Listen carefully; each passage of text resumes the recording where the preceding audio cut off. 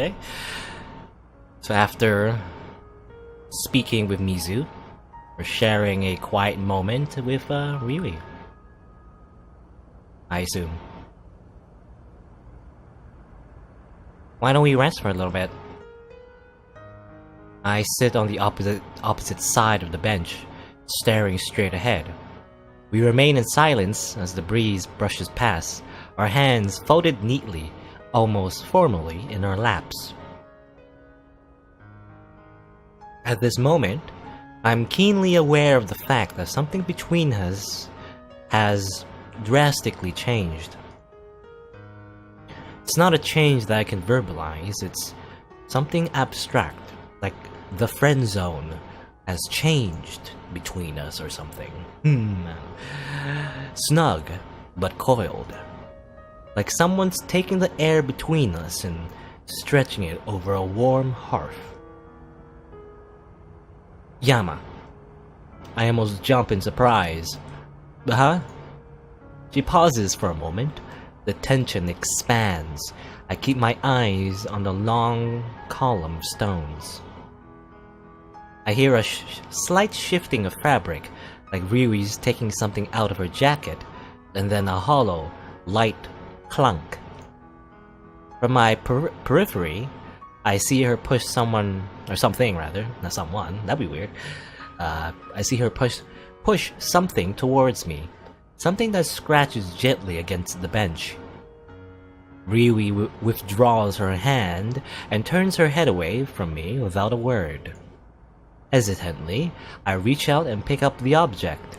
It's a small, long box, wrapped in gold paper and topped with a crinkled silver bow. It's for you. I pause for a moment, my throat dry. So I gathered, not like anyone else is around here. Ryui remains silent, her face turned away.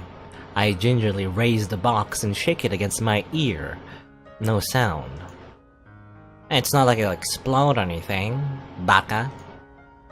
She's not even looking and she can tell what I'm doing.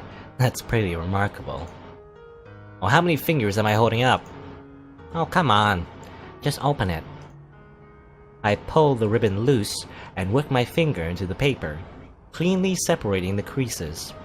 A black box slides out of the wrapping and lands in my hands. It has no branding, but its weightiness in my palm exudes a sense of importance. What is this? If you open it, you'd know. I lift the lid of the box. A tiny part of me is expecting to see some kind of bomb. But no, it's not a bomb, it's a pen. In fact, it's a very expensive looking pen with a marbled cobalt barrel and trimmings of a silver on either end.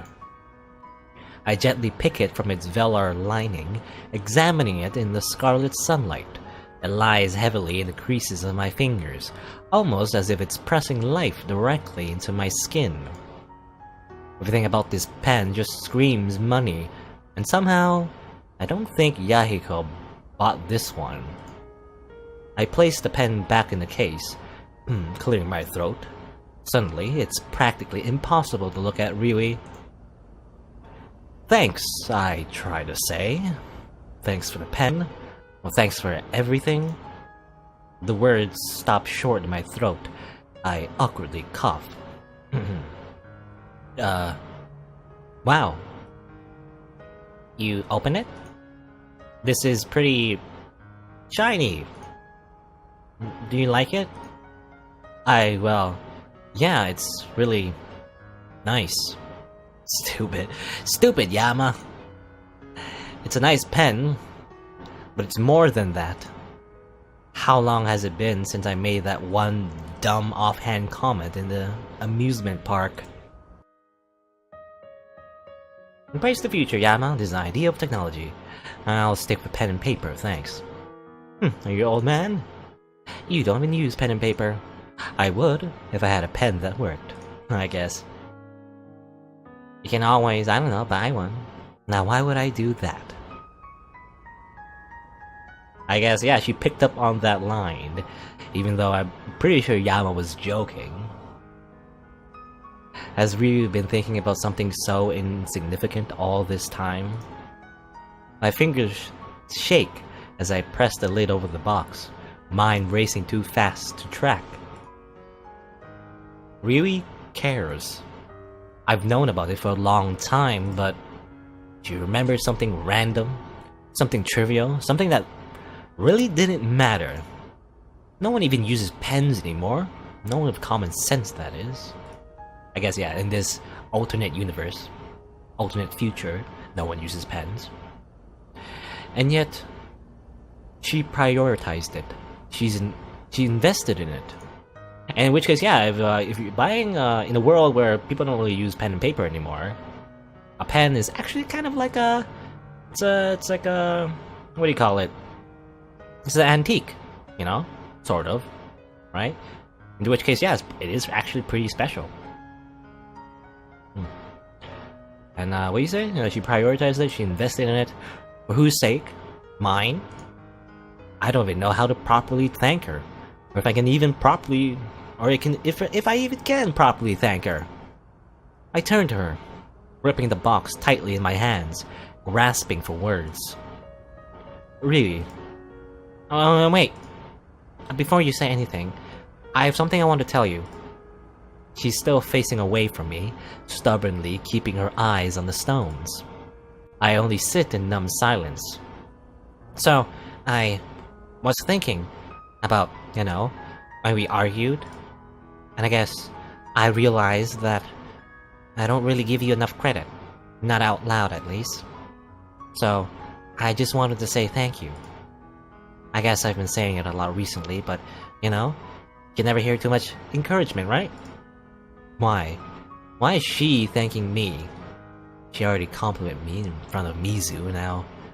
And just so you know, well, everyone might tease us about it, but this is just a gift between friends. I'm just so grateful.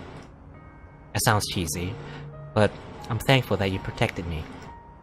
In that classroom, with Mr. Ryota, I felt so alone. I didn't think anyone would come for me. But there's always hope, isn't there? No matter what. Well, in this timeline, I guess. The other ones, not so much. But we're not gonna talk about that. Anyways, all that was to say that this is a gift with no strings attached. I just want you to use it well. And I know now that you'll always protect me, anyway. She turns to me, the last remnants of the sun streaming through her hair in a river of fire. Every facet of her face lights up in a smile of pure, childlike joy, simple to the heart. Thank you, Yama. You're my best friend. And the moment becomes still. It's funny. To another person, maybe that sentence will be offensive, you know? Being friend-zoned, even though, friend-zoned is just a meme. It's exaggerated. I'm your best friend, that's it? That's all I mean to you after so many years? I mean, that's what Ryu would say to Yama, not Yama to Ryu, really. Because it's been Yama that's been rejecting her. But to me, it feels like the greatest gift I could ever imagine. After Mizu, I never thought I could be normal again. I never thought that I could laugh, have fun, or tell stupid jokes in a close circle of friends. To be honest, I never thought I would have friends at all. Life was empty, gray. I practically lived in a distant corner of the school playground. I could never grow up as a normal kid, not anymore. No one would want to be friends with dopey, boring Yama Ishimoto. At least, that's what I believed. The wind gently brushes into a current that threads through us, whispering through fabric into a time that never ends. Our eyes are locked, but not in tension, not even in weariness. It's in peace, a baseline, earthy peace that feels unshakable. A sense of security that can't be replaced. I feel the corners of my lips slowly tug upwards, pulled unbidden by something light and warm, and my eyes close, and I'm laughing. Not like the sarcastic chuckles that have dominated the past few weeks, not even like the sighs of relief earlier this morning, or the snorts of amusement throughout the day. It's something that I haven't felt in a long, long time. Quiet, pure, airy. Something that makes me feel like I can do anything. Is this happiness? The emotion swells inside, and my grin broadens until it feels like it'll burst off my face. And then Ryu is laughing. She's laughed often, but this time is also different. There's no gap between her breasts, and everything is fluid, almost as if everything's pouring out of her. And we just sit there, returning back to childhood. Two dorks laughing like idiots in the middle of a cemetery. It's probably disgraceful. We probably look like we're insane. But I close my eyes and I feel the sun on my face and I realize that I don't care. Or rather, maybe I care about what actually matters. Ryui's laughter finally quiets and she settles back, a light blush coloring her cheeks. If it's okay, can we get together tomorrow? I have something important to tell you. It should be an ominous phrase, but I only find myself grinning. You know, you can just tell me now, right? Oh well. She blushes a little deeper, digging her fingers into her skirt, like she's self-conscious about her uniform. Well, the weather's not feeling quite right. The stars are not perfectly aligned. The horoscopes... Okay, I get it. Tomorrow it is. There's a brief pause. Ryui lowers her gaze. Well, we should get going. Ryui. Huh? You're my best friend too. She colors deeply at this, but a hint of that light, airy smile returns to her face. I know. You told Mizu. But thank you. There's so much more I want to say. She thanked me for so much. Things that don't even matter, but I haven't thanked her for anything. It was because of her make-believe that I got by Mizu's death. It was because of her support that I've gotten by these past few years. The romance conundrum? I don't know. It seems so far away, so insignificant. I just want to show her the gratitude that she deserves. But I can't seem to find the right words to say. It's as if anything that comes to my mind gets lodged in there. I guess we better head back. Didn't I just say that? You might have, yes. But where have you been staying? Isn't the school closed? Well, it's not like they could just kick us out with nowhere to go. So there's a temporary housing for students in an apartment complex. You going there? Actually, I'm gonna go home. Mom and Dad arranged everything already. All my stuff's there. They're gonna drive me back. I'll wait with you. No, you need to go home. It's getting dark. It's not safe for you to be around. And that makes it safer for you? I'll be fine. Don't forget to come by tomorrow, okay? You know, the last time we left you alone, you were kidnapped. Don't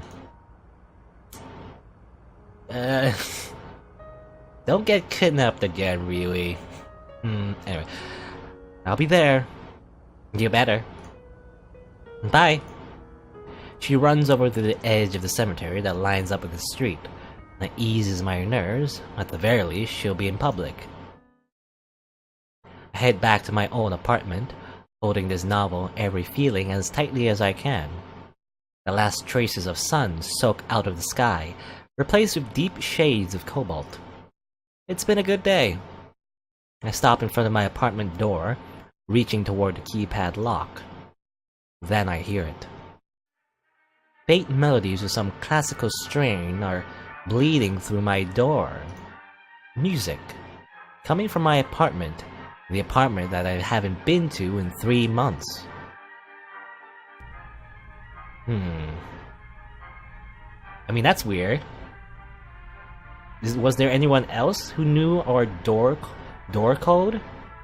Because remember, Mr. Ryoda planted evidence on us because he knew our door code, and that's partly how we figured out that he was a suspect.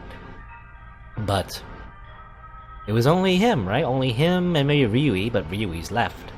So it was maybe Ryu left this here, or something here? Some classical music and music box, or either... I don't know where the music's coming from.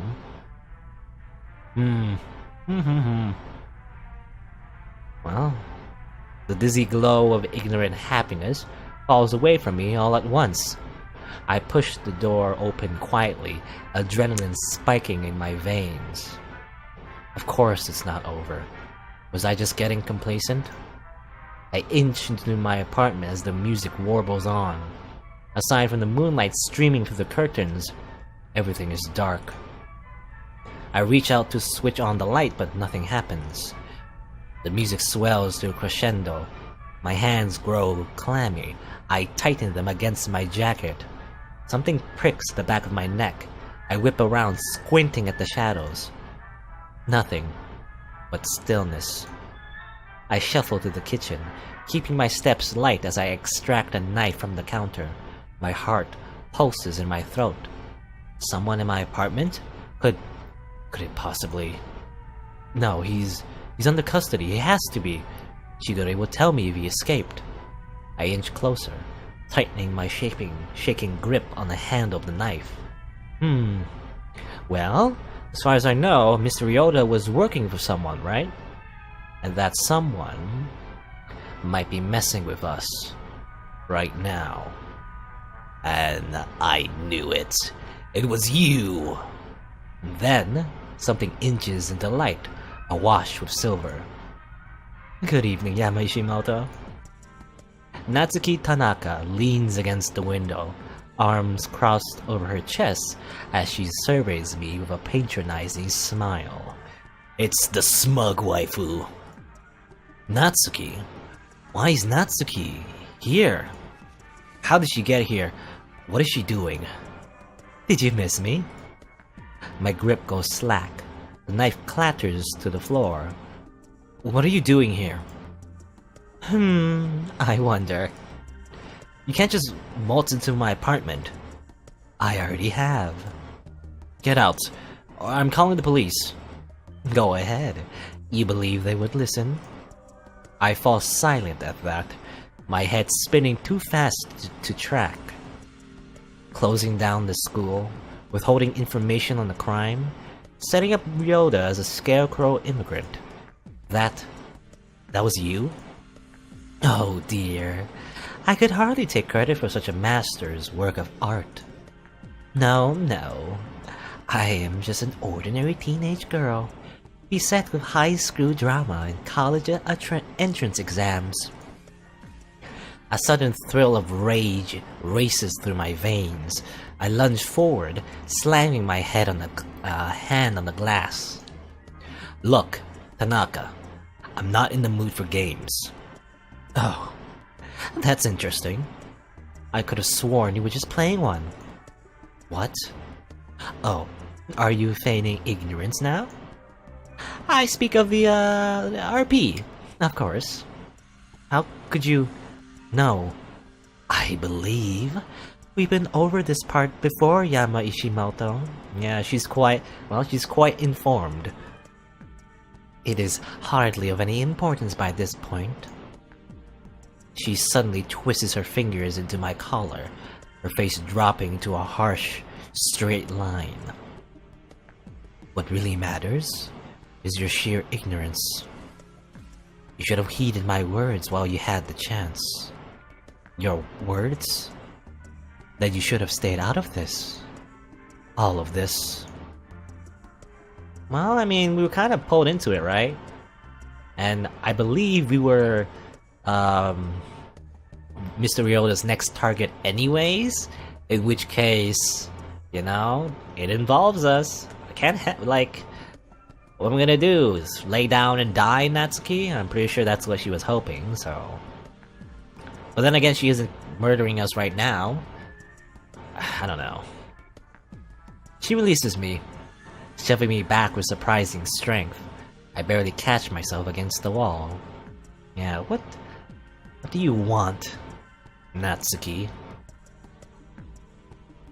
I I caught the serial killer, isn't that what? Natsuki barks in harsh laughter. What? That little pawn? I wouldn't go patting myself on the back for him if I were you. I practically spoon-fed him into your hands. She claps hollowly, every facet of her face alight in a sardonic smile. Congratulations, Yama Ishimoto. You think this is the end? You aren't even close. She slides to the door with a cat-like grace, tapping something on her hip.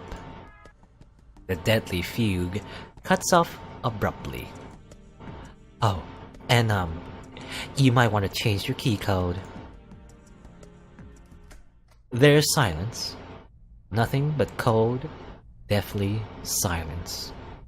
I sink into my sofa, waiting in the darkness of my apartment. Only one phrase thrums through my mind. Ryota in jail. Ryu alive. So what? The press is silent, the school is closed, and according to Shigure, something's wrong with the police too. I thought I understood everything, but Natsuki's always one step ahead. I thought I was the orchestrator, but looks like I'm just a pawn. Still too ignorant, still too weak. I don't know what's going on. But maybe this is when all that changes, because now I'm capable of fighting back. For Mizu, who I should have protected. For the smiles of my friends. For peace and happiness, I guess. How cliche. Yeah, it is pretty cliche. I fight for my friends. Maybe it's time to stop staying back, thinking that everything will go wrong. Maybe it's time to move forward. There's something behind all of these murders. I have to figure out what that something is. And I can't do it alone. But I guess I'm realizing that I won't need to.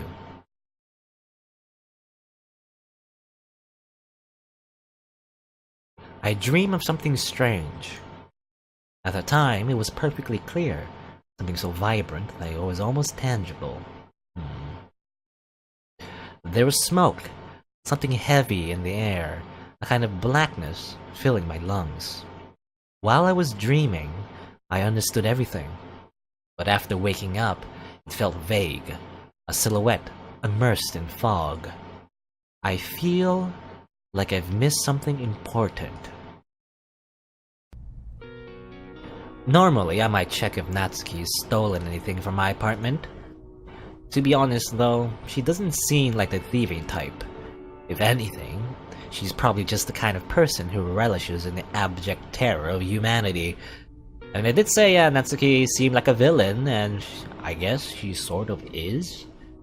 She's kind of antagonizing us, so... Instead, I guess I'll wash up, and get dressed, and do whatever else is routine. Waiting for the moment of truth. Until I meet Ryui today. It's a little strange, now that the day is bright and the sun is shining, and the weather is a stereotypically beautiful summer day. I find that my head is painfully clear. Cryptic warnings? Whatever. They're only ominous in the dead of night when accompanied by danse macabre. As for meeting Ryui today, I can't deny it any longer. She's going to confess to me. She's gonna say that she likes me, as in has romantic feelings for me. Just so I don't understand, dummy. Okay, so listen up or she'll punch me. And by the way, this doesn't mean we have a date or anything. She thought she should just let me know. And she's liked me forever because I'm such a dummy. I never realized it, but anyway, where she was going with this, she had a point. Alright, she likes me. Yep. That's all she had to tell me. And then she'll finally stop breathlessly, and I'm supposed to act floored because she was so very subtle about hiding her feelings. Maybe it sounds arrogant, but it's true. I can't deny that for some unknown reason, Ryui Hayata has feelings for Yama Ishimoto. The problem has always been, what do I do in response? I think that after facing a serial killer together, anything else would pale in comparison. And well, guess I did. Yesterday, no, for the past 3 months even. And maybe I'm having doubts now that the event is actually imminent, because for the first time, it's not just something I can push off for later.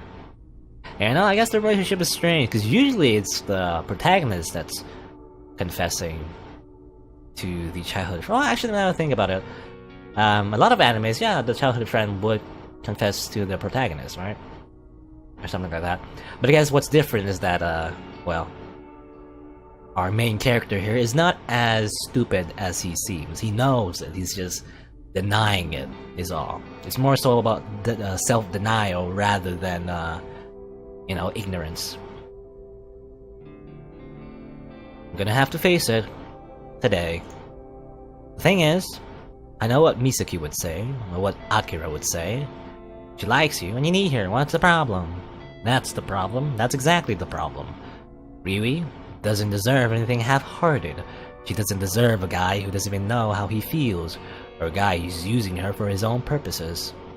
She deserves someone who's totally, madly in love with her, who will pursue her to the ends of the earth, who will fight for her like she's... Why do I suddenly think of Masato? Heck, because probably there's a love triangle between you and Masato, for Ryui, you know? Anyway. Then Misaki and Akira will respond, well, I'm sure that doesn't matter, she likes you for you. And I will respond, it does matter. It will always matter. It will matter because in a few months, Ryui will be disappointed, claiming that she's in a one-sided love, and she'll want more from me than I'm able to give. It will matter because if something happens between us, I'll have no one left. Then Misaki or Akira will respond, love is choice, love is an action, it's not a wishy-washy feeling, you can choose to love her. And then they'll continue, so go confess, seize the day. And at that convenient moment, Ryu will call me and the shoujo manga will be complete. Yep, just like my animes. And speak of the devil, don't tell me this is about to happen. Oh, who is this? Hey, I know we're supposed to meet up today, but I was thinking that... Yama. My voice dies in my throat and I flop on the couch, staring at the ceiling. Oh, hi, Dad. Oh, it's Dad! An awkward pause. I hadn't expected this call to come today. In fact, I hadn't expected this call to come, well, ever. What exactly has been going on? I don't hear disapproval in his voice. I don't hear anger. I don't even hear worry. He sounds distant. Just like how I feel distant. Nothing much. It sounds feeble coming out of my mouth. Of course stuff has been happening. They've been paying the hospital bills. They've been receiving notices from the school. Who knows, maybe Shigure talked to them. I want to hear it from your own mouth. Yama, what's this about a serial killer? And Ryui? And... They weren't supposed to call. They were supposed to be ignorant, able to keep their son at a distance, abiding by whatever arrangement was most comfortable for them. Yeah, there's been disappearances at the school. It was actually because a faculty member at the school was kidnapping students and murdering them. Yes, we heard. I can't believe it. He almost killed Ryui. Dead silence follows this statement. I wait, my palms sweating against my pajamas. So, the hospital visit. Yeah. Another silence. So much for not bothering my parents. Yama, you almost died, didn't you? You better tell me that there was no other option, son, and that you called the police. There wasn't, and yeah, I did. There's yet another silence. It's almost as if we're co-workers rather than family members. To be honest, I can't really say why. It's not like my parents hate me. In fact, I know that they care for me. Things used to be different. We were a close family in a way. Mom and Dad were always smiling, always laughing, always excited about their restaurant. But after Mizu... Son. Huh? Did you hear your mother? I pause. Dad sighs. We're coming to pick you up, now. Wait, what? Leave? Now? There's too much unfinished. There's too much that I'm leaving behind. There's just too much. Honey, we thought you'd be safe and happy in Isumu with Ryui, but... I am. Oh, yes, I could tell from the hospital notice and from the serial killer that was apparently after your and Ryui's necks. Dear, please calm down. You're coming back, Yama Ishimoto. I'm not... Then suddenly his voice cracks. I'm not losing my other kid. Just like that, the distance between us shatters into pieces. I fall backwards, my mind flailing for explanations. Expectations, guilt, nostalgia. We've been distant for years. We've barely spoken. Most times, I don't even come home for the holidays. Because after Mizu died, all they did was push me away. Right? Or was I the one who pushed them away first? I don't remember anymore. All I know is I don't want to go back. Not yet. I still need to stay in the city. I still have so much to discover about Ryota, about the news, about everything. But it's probably selfish. No, it's definitely selfish. All this time I thought my parents sent me to school with Ryui to kick me out. It looks like they've just been trying to care for me. Shouldn't I repay that favor? We're getting in the car. Pack your stuff, Yama. We'll be there in 3 hours, honey. On the dot. 3 hours. 3 hours to say goodbye to all the friends I've made, tie up all the loose ends I've left hanging, including my visit to Ryui, if I'm gonna visit her at all. What will I even do when I return to my hometown? Sleep? Watch movies? Waste the day just like I used to? Oh, you're probably gonna find a job. Well, I mean, he'll probably work at the restaurant, right? Lucky him. No, I might not be in Isanu anymore, but that doesn't mean that I can't do anything productive from home. Okay, have a safe trip. Bye-bye, honey. You be safe too. And with that, the call shuts off. I probably should feel relieved, or happy, or grateful for learning that my parents haven't been ignoring me this whole time, but I only feel blank. Maybe the distance is too much. Maybe it's all too late. I carelessly begin to throw some of my belongings in the luggage, but stop short, checking the time. 3 hours. I have just enough time to visit one friend, then pop over to Ryu's house before my parents arrive. Who? Just one person? It seems so sudden. Well, then again, I guess I shouldn't be making this a big deal. I'm not exactly moving to a different planet. Still, if I can only see one person, who should I see? Ah, so I guess we get to pick a waifu? Interesting. In which case, let's save here. And well, let's I don't know, I guess. Who would I visit? I mean, they're all cool, so I don't know, actually. To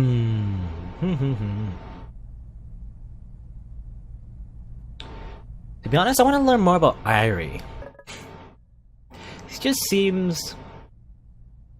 I don't know.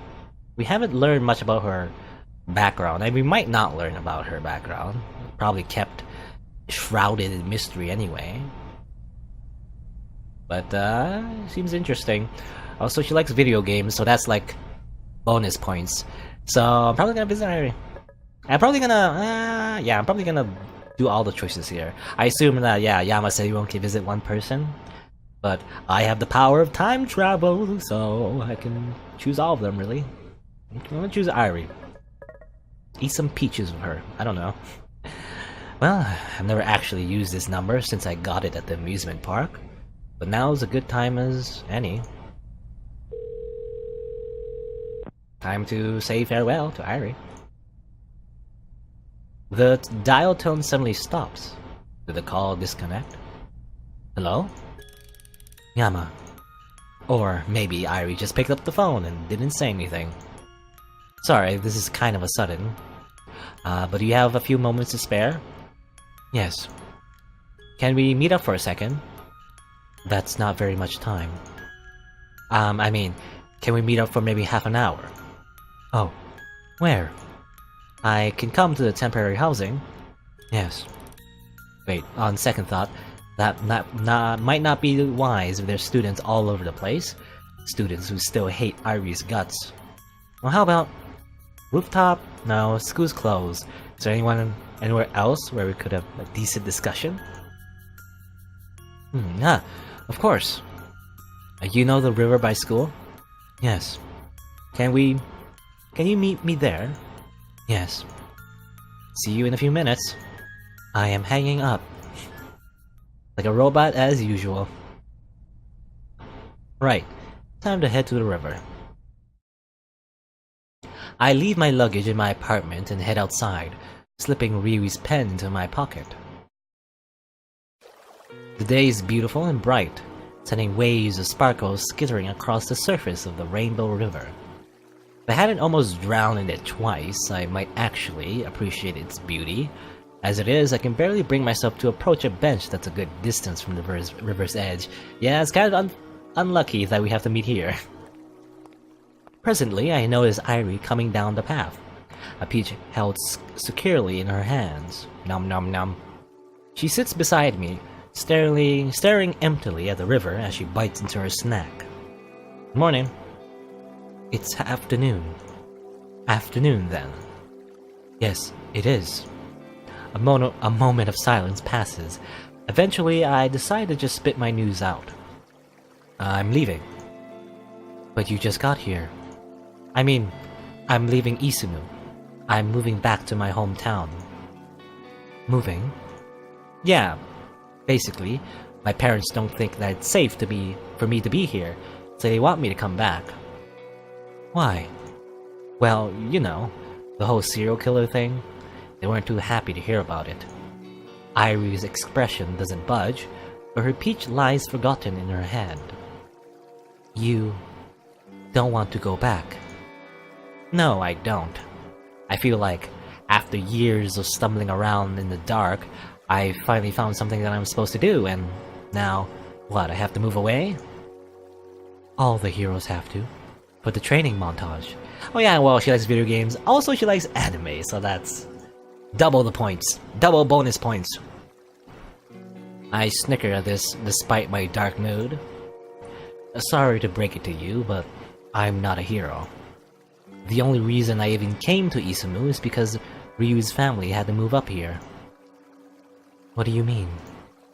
Well, we all used to live in Seto, this suburb 3 hours away. Don't know if you know it. That's where Misaki, Ryu, and I grew up. Ryu's dad got a job here, so they moved. And your family moved here too? No, they sent me to the academy, where Ryu was transferring. Why? The question sticks in my mind, and I can't find words to answer it myself. Why? Because I was mentally unstable. Because my parents didn't want to deal with me anymore. At least, that's what I'd always thought, but now, I guess they thought I wouldn't do well without Ryui. You are very close. Yeah, inseparable. She is the classic patient childhood love interest. Also, she's quite genre savvy, I guess. I really wonder if Irie knows she's in the video game or in a visual novel. Because it seems that way. Or is that just like comedic fourth wall breaking and not serious fourth wall breaking? I really wonder. I can't stop the sigh of exasperation that spills out of my lips. Not this again. It's just, she wants to meet up today, to tell me something. I'm pretty sure she's going to confess. Confess? Yeah, confess her love, I guess.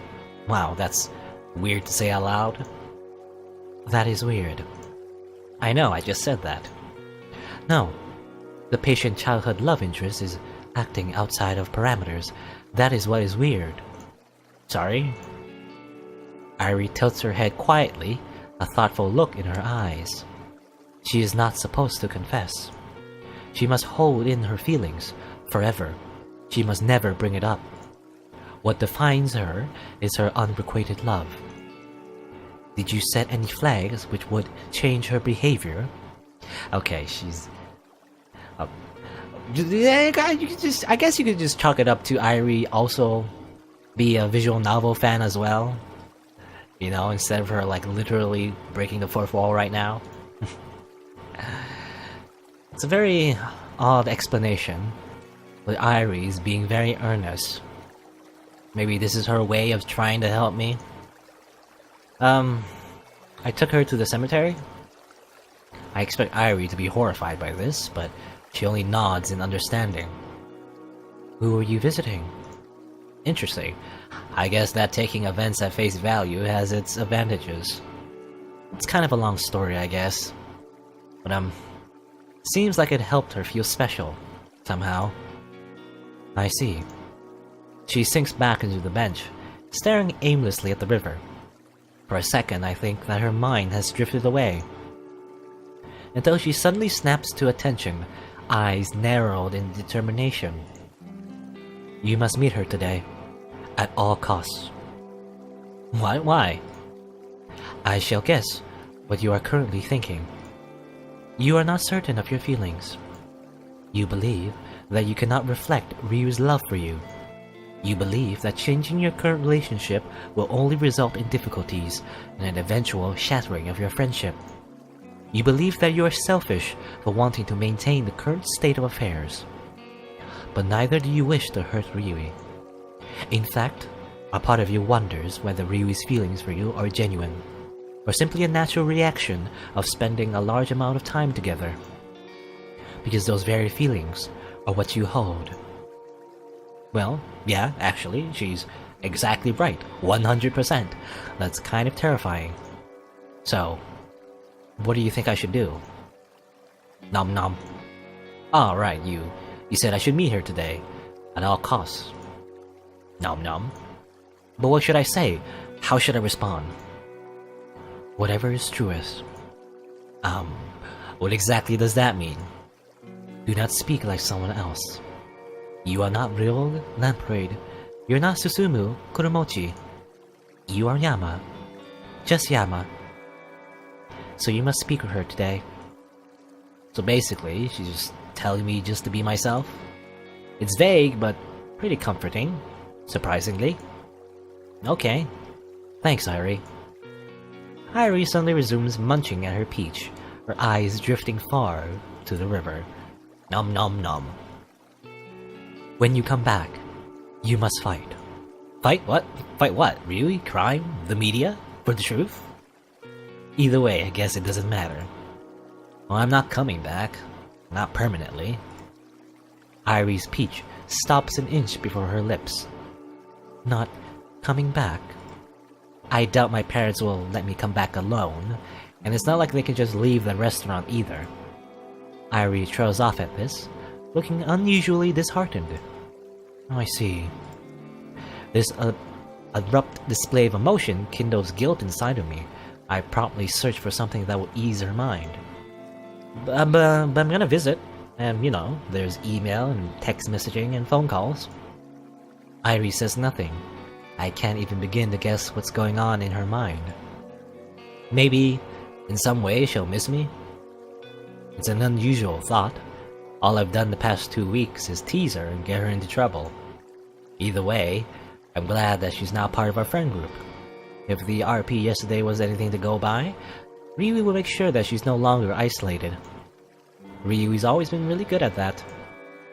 Yama, if you're leaving, make sure to have a training montage.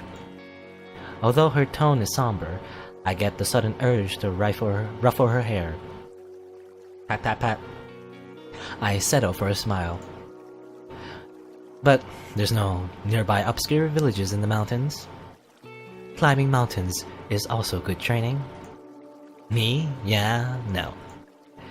The tiniest smile pulls at Irie's lips and she resumes eating her peach. It's odd. I feel like I barely know her, and yet the silence between us is calm, comfortable. Can you tell the others, you know, why I'm moving and such? Yes. You know, coming from her, she might break the news quite bluntly. She doesn't ask why I don't just text them or email them myself. She only accepts. A sign of trust. I smile again, absorbing the peaceful moment as best I can. Then I stand. Goodbye, Irie. Goodbye.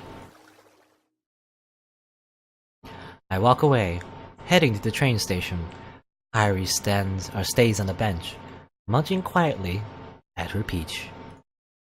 Nom, nom, nom. Every step feels surreal. I'm walking through light or water or some half-formed dream. A distant part of me is whispering, moving, can't be real. This can't be real. Earlier this year, the thought of leaving Isamu would be unimaginable. I had nowhere else to go. Even now, I don't really have anywhere to go. Well, either way, I need to meet with Ryui before my parents arrive. Okay, so we're gonna go to meet Ryui at her house, I guess. But before that, I want to explore the other waifus.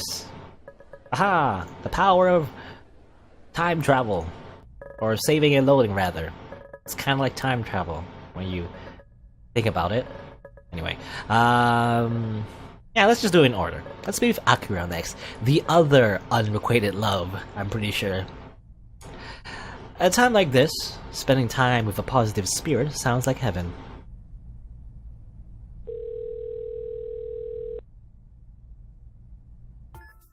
Hey, if it isn't the daimyo himself. The what now? You know, daimyo, feudal lord and all that. What, did you run out of modern military terms? Oh no, it's just that saying daimyo yama 10 times fast is a really good way to pronounce your enunciation. Daimyo yama, daimyo yama, daimyo yama, daimyo yama, daimyo yama, daimyo yama, daimyo yama, daimyo yama, daimyo yama, daimyo yama, daimyo yama, daimyo yama. Was that 10 times? I don't know. And as my grandma used to say, enunciation is a better part of valor.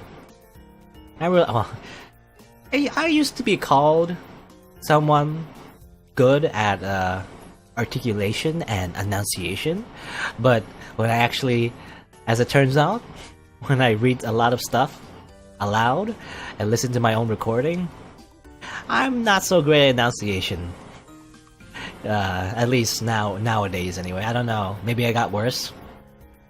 Cause yeah, before, when I was like a lot younger, I was told that I was pretty good at speaking and all that, but now I really feel like I'm not. But well, all you can do is practice, right? Get better at speaking. And that requires more speaking. Daimo yama, daimo yama, daimo mama, dameyo, damayaya. I don't know. Dame o yaya. I can't help but laugh at her sheer ridiculousness. Yeah, I guess this is what I need. Say, Akira, are you free right now? Free as a bird and a voting woman of society. Aren't you a minor? Oh, right. Then only free as a bird. Think we can meet up? I think, therefore I am. Rene Descartes? Was that it, I think? Anyway, I'll take that as a yes. How does the courtyard sound? Oh, wait, the entire school is closed. Well, GFC is not exactly the nicest environment, and even the cafe is not the best for a private conversation. Is there anywhere else where we could have a decent discussion? Ah, of course. How does the river sound? You know, the one by school. Okay, so we meet them in the same place, I guess, the river. Oh yes, good old George. I've been meaning to check on him for a while. I'll take your word for it. See you in a few, Daimyo Yama. And you, Samurai Kira. Samarakira. She giggles lightly before cutting the cell. Right, time to head to the river. Right, time to have a conversation with Akira this time. Day's beautiful. Spending some time here. It's ironic because I almost drowned twice. Within minutes, I spot the familiar bobbing of a blonde head around the corner. A fair afternoon to you, Daimyo Yama. Good morrow, Samurai Kira. Akira stops before the bench with a dramatic flourish of her arm. Might I ask, my lord, what hails such urgency?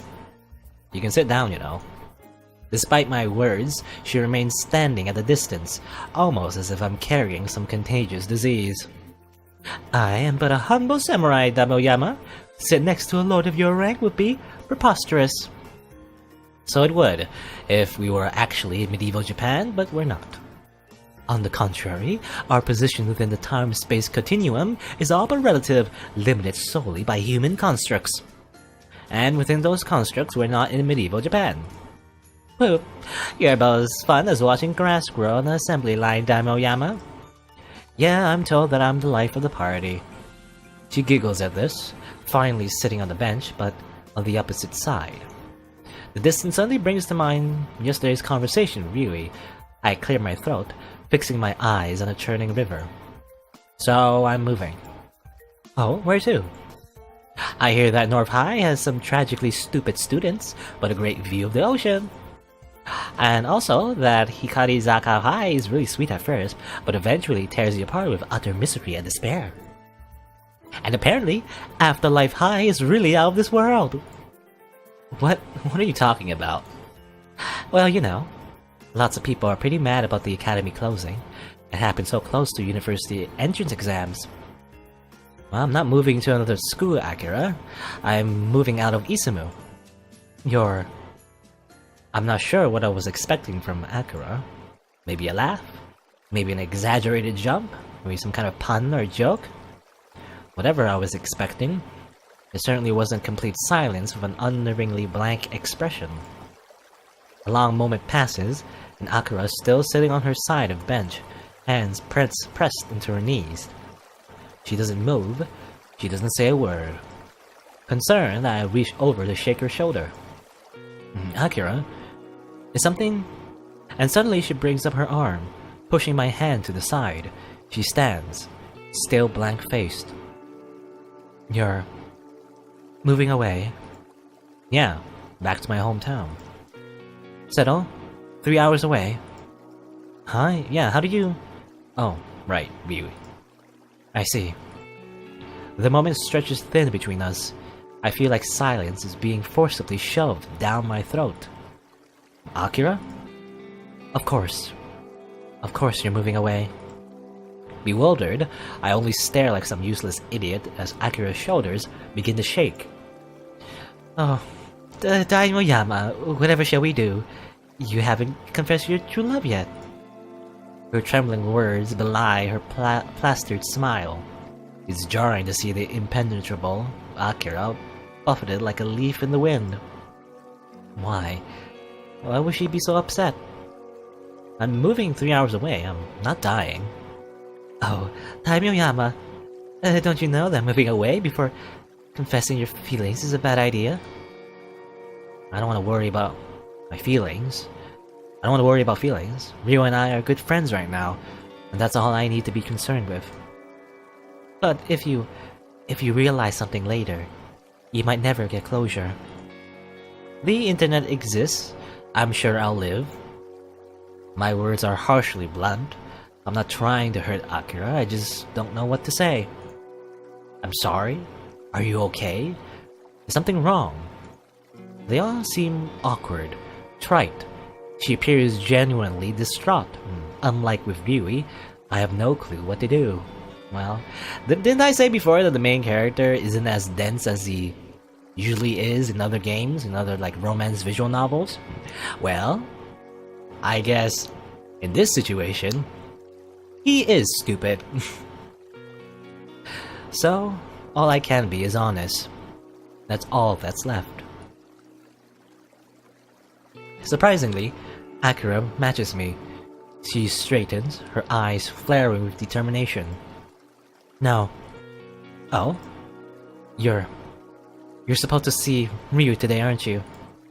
About that. So, while you're there, hear her out, and then give a good response. Hear me, Daimoyama? Both of you need to be happy. Look, Akira, here's the thing. No. She screams this, loud and firm. I can hear her echoes of her voice bouncing along the edge of the path. I only stare in shock. What?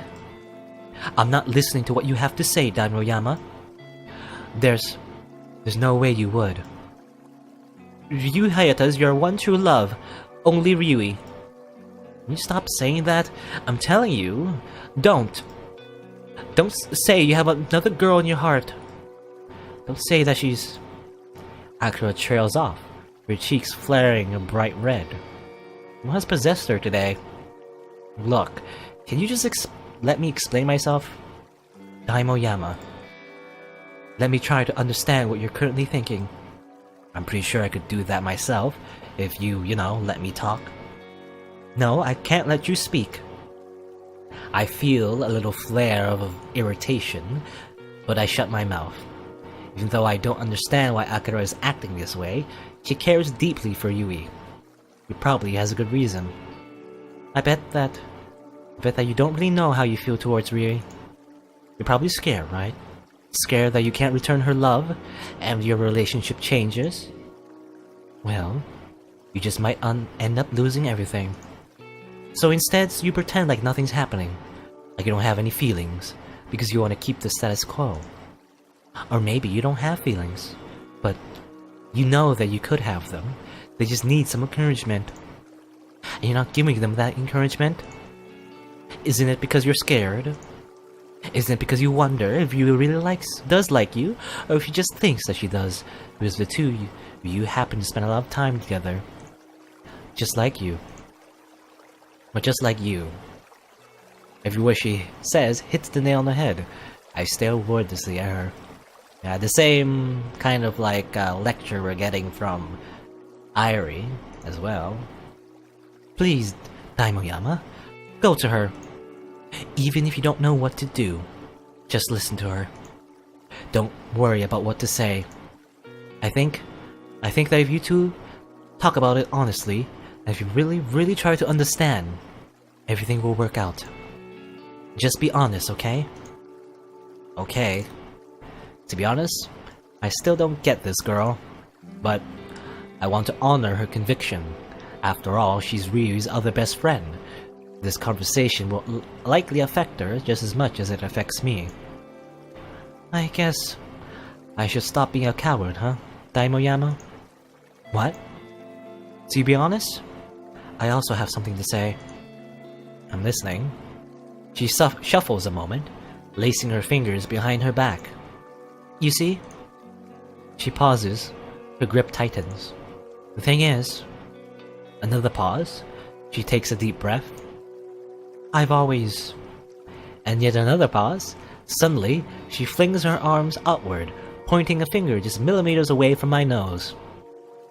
Wanted to be a baker! Because it makes me happy. Sure you do, Akira. Should you take your own advice? Being honest and all that? So, Daimoyama, are you happy? Baking makes you happy? Oh, that's irrelevant. Just answer, are you happy?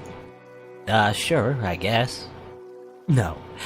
I must know without a doubt that you're overflowing happiness, like a psychedelic volcano on a caffeine high. Psychedelic volcano on a caffeine high. It's the only way I can... She trails off again, then clears her throat. Well, are you happy? Am I happy? I'm the closest that I've ever been, for sure. Moving away means that I'll be alone. I won't even be able to hang out with Ryui. For now I am. Then as long as you stay that way. She abruptly straightens and brushes at her skirt. I think I should leave now, Daimoyama. You've got places to be, a specific place in particular. I'm not sure why, but although nothing about her has changed, she looks broken. I feel a tickle of guilt in the pit of my stomach. Hey, Akira, is everything okay? Just dandy, Daimoyama. See ya. Wait. She halts in her steps, her expression frozen on her face. Sorry to ask this, but I'm leaving right after I visit Ryui, so could you tell everyone else about why I moved? And what would that reason be? My parents are too happy about after the whole serial killer deal? Ah, well, that definitely makes sense. Leave it to me, Daimoyama. I won't even ask why you won't text them yourself. Oh, technically you just did, kind of. Akira turns again, but suddenly swivels back, her lips flat against her face. Can you do me a favor, Daimoyama? Probably. Don't contact me again, okay? Everything suddenly turns stone cold. Wait, what? I'll block your number if I have to. Goodbye, Damuyama, and fare thee well. And without another word, she suddenly takes off, disappearing down the river path. What was that all about? It's called unrequited love, Yama. Love triangles, anyway. Don't contact her again, out of the blue, but why not? Did I say something to offend her? Or maybe it was some kind of elaborate joke or reference? No. I get the feeling that she was serious. Maybe more serious than she's ever been. I just don't understand, because I'm a dense main character in a harem. I know about unrequited love from my childhood friend, but not for other people, I guess. I have specific stupidity for some reason. I don't know. Anyway, every time I get a little bit closer to uncovering that mind of hers, it feels like she only drifts farther and farther away.